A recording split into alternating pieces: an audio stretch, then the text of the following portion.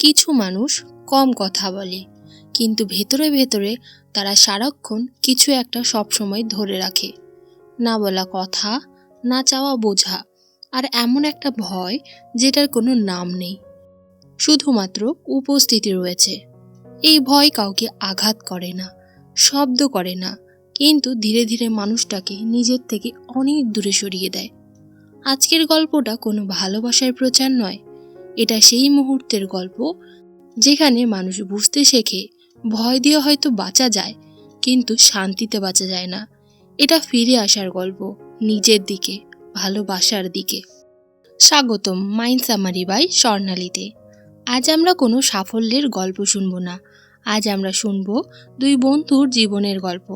এই গল্প লেখা হয়নি কাগজে, এটা লেখা হয়েছে আমাদের দৈনন্দিন ভয়, সম্পর্ক আর নীরব সিদ্ধান্তের মধ্য দিয়ে।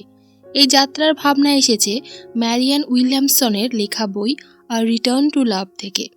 আজ আমরা অধ্যায় ধরে না, আজ আমরা ঢুকবো দুই বন্ধুর জীবনে, যেখানে একজন ভয়ের ভাষায় বাঁচে আর একজন ভালোবাসার দিকে ফিরতে শেখে। চলুন গল্পে প্রবেশ করি। আকাশ আর নীল দুজনেই একই পাড়ায় বড় হয়েছে, একই স্কুলে পড়তো। আকাশ আর নীলের জীবন বাইরের দিক থেকে এক হলেও ভেতরে ভেতরে পৃথিবী ছিল আলাদা। আকাশ ছোটবেলা থেকেই শিখেছিল ভালো হতে হবে সব সময়, কারণ ভুল করলে ভালোবাসা কমে যেতে পারে। তাই সে রেসপন্সিবল, ঠিকঠাক, কিন্তু তার ভেতরে সবসময় একটা ভয় কাজ করত। নীল শিখেছিল ভুল করলে কথা বলা যায়, তাই সে চুপচাপ হলেও নিজের ভেতরে নীরব থাকত। আকাশের মা তাকে বলতেন ভালো ছেলে হলে সবাই ভালোবাসবে, সেখানে নীলের মা বলতেন যেমন আছিস তেমনই ঠিক আছিস। এই দুই বাক্যই তাদের জীবনের ভিত করে দেয়। এখানে প্যারেন্টসের কথাগুলো দেখায় যে কেউ ইচ্ছা করে ভয় শেখায় না, কিন্তু ভালোবাসার ভাষা যদি ভিন্ন হয়, ভেতরের বিশ্বাস বদলে যায়। স্কুলে আকাশ ছিল রেসপন্সিবল, সব ঠিকঠাক, কিন্তু তার ভেতরে সবসময় একটা ভয় কাজ করত, ভুল হয়ে গেলে। নীল ছিল চুপচাপ, কিন্তু তার ভেতরে ছিল সে একদম শান্ত। এই সেটআপ বোঝায় যে ভয় জন্মগত শেখা কোনো কিছু নয়, এটা শেখা একটা বিষয়বস্তু, আর ভালোবাসা আমাদের স্বাভাবিক একটা অবস্থা। এই গল্পটা প্রেম দিয়ে শুরু হয়, কিন্তু খুব তাড়াতাড়ি বোঝা যায় যে এটা প্রেমের গল্প না, এটা মানুষ কিভাবে ভয় নিয়ে বাঁচে আর তারপর কিভাবে ধীরে ধীরে ভালোবাসায় ফিরে আসে সেই গল্প। আকাশ যখন প্রেমে পড়ে তখন সে খুব সিনসিয়ার হয়ে ওঠে, কিন্তু সে ফেক ছিল না, সে কাউকে ব্যবহার করেনি, সে সত্যিই ভালোবাসে। কিন্তু আকাশের ভেতরে একটা পুরনো ভয় সবসময় কাজ করে। এই ভয়টা অনেক সময় ছোটবেলা থেকে আসে, কখনো আগের সম্পর্ক থেকে আসে, বা কখনো জীবনের ইনসিকিউরিটি থেকে আসে।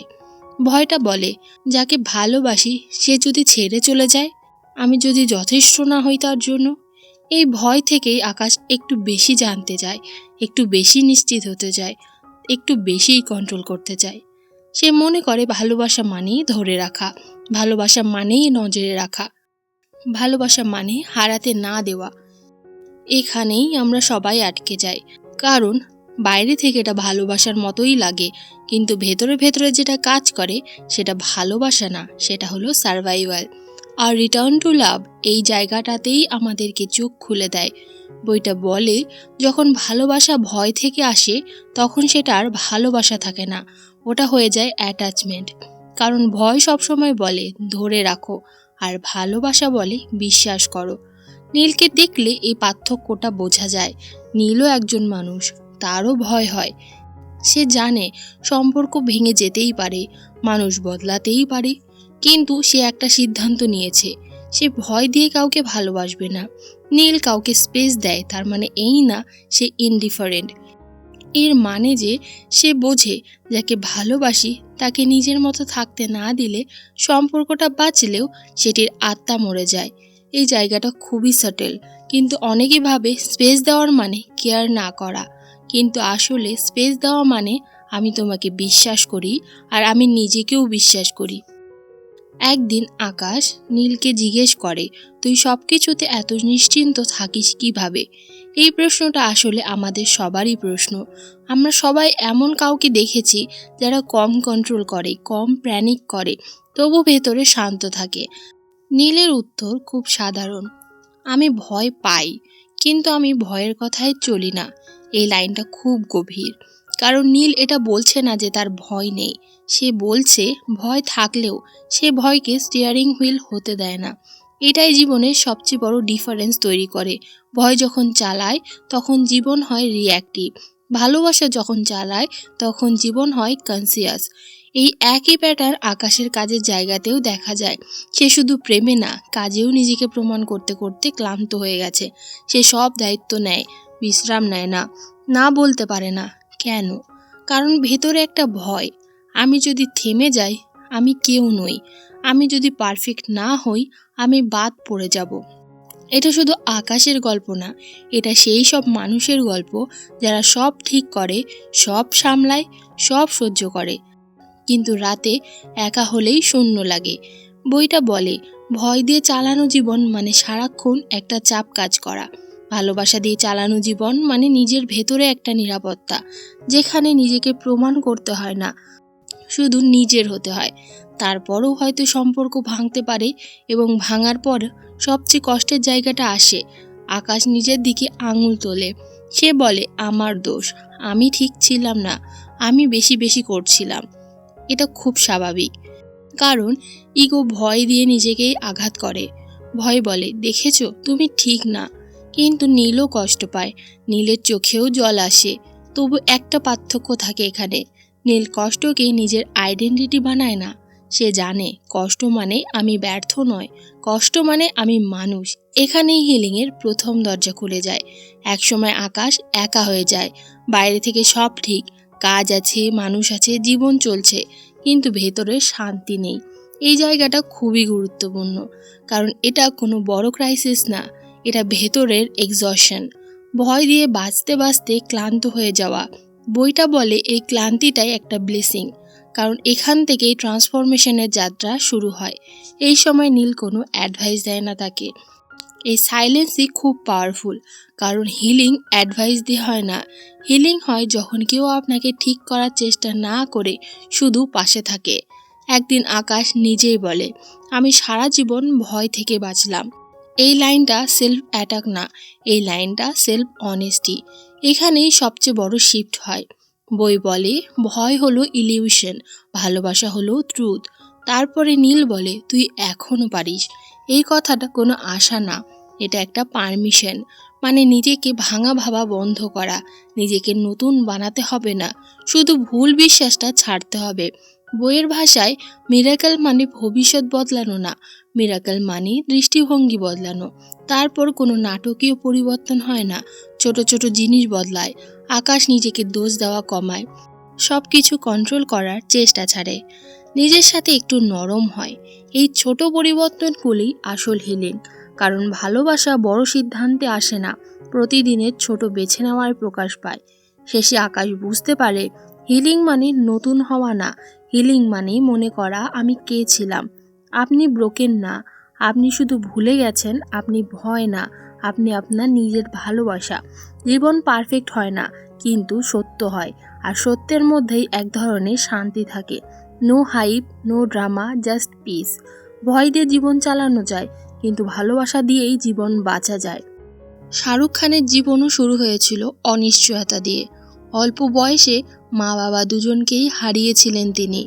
মুম্বাইয়ে একা আসা সবই ভয়ের কারণ হতে পারত, কিন্তু তিনি ভয়কে নিজের পরিচয় বানাননি, নিজেকে ভিকটিমও ভাবেননি, ইনসিকিউরিটি দিয়ে কাজও করেননি। ভালোবাসা, ওপেননেস আর ট্রাস্ট নিয়ে এগিয়েছেন। তিনি বহুবার বলেছেন যে ভালোবাসা আর বিশ্বাসই তাকে টিকিয়ে রেখেছে এতদিন। শাহরুখ খান সফল হয়েছেন শুধু ট্যালেন্ট দিয়ে নয়, তিনি তার ভেতরের ভয়কে নয়, ভালোবাসাকে গাইড হতে দিয়েছেন। ভয় আপনাকে বাঁচিয়ে রাখে, কিন্তু ভালোবাসা আপনাকে আপনি করে তোলে। এই বইটা আমাদের শেখাতে আসে না কিভাবে ভালো মানুষ হতে হয়, এই বইটা খুব ধীরে, খুব নরমভাবে আমাদের মনে করিয়ে দেয় আমরা কখন থেকে ভয়কে জীবন চালাতে দিয়েছি। আমরা প্রায় সবাই ভাবি আমাদের সমস্যাগুলো কাজের, সম্পর্কের, সময়ের বা মানুষের, কিন্তু বই বলে এই সব কিছুর নিচে লুকিয়ে আছে একটা জিনিস, সেটা হলো ভয়। ভয় যে বলেই ভুল হলে ভালোবাসা কমে যাবে, নিজের মতো মানুষ হলে মানুষ ছেড়ে চলে যাবে, ধরে না রাখলে হারিয়ে যাবে। ঠিক তেমন আমাদের গল্পের আকাশ, সে চেষ্টা করে, ভালোবাসে, দায়িত্ব নেয়, কিন্তু সব কিছু করে ভয়ের জায়গা থেকে। ভালোবাসাকেও ধরে রাখতে চায়, নিজেকেও সে প্রতিদিন প্রমাণ করতে চায়। আর তার পাশে থাকা নীল, সে ভয় পায় না এমন না, সে ভয়কে অস্বীকারও করে না, কিন্তু সে ভয়কে সিদ্ধান্ত নিতে দেয় না। সে জানে ভালোবাসা মানে বিশ্বাস, ভালোবাসা মানে নিজের বিরুদ্ধে না যাওয়া। এই বই আমাদের শেখায় ভয় জন্মগত না, ভয় আমরা শিখেছি আমাদের চারপাশ থেকে। আর ভালোবাসা, ভালোবাসা আমাদের আসল স্বভাব।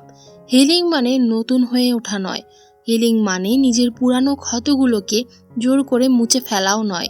হিলিং মানে খুব সাধারণ একটা কাজ, নিজেকে দোষ দেওয়া বন্ধ করা, নিজের সাথে নরম হওয়া এবং একটু একটু করে ভয়ের বদলে ভালোবাসাকে বেছে নেওয়া।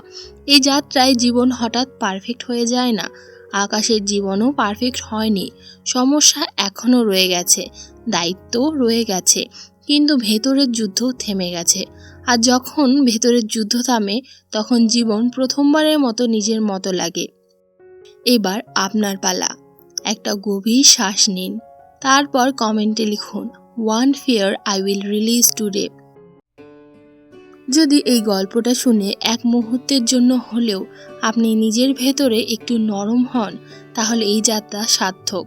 হয়তো আজই নয়, কিন্তু কোনো এক শান্ত মুহূর্তে আপনি ভয়ের বদলে ভালোবাসাকে বেছে নেবেন। আমি স্বর্ণালী, আপনি দেখছেন মাইন্ড সামারি বাই স্বর্ণালী। এমন আরও গভীর, পরিষ্কার এবং জীবন উন্নয়নমূলক বইয়ের সারাংশ পেতে ভিডিওটি লাইক করুন, শেয়ার করুন এবং চ্যানেলটি সাবস্ক্রাইব করে রাখুন।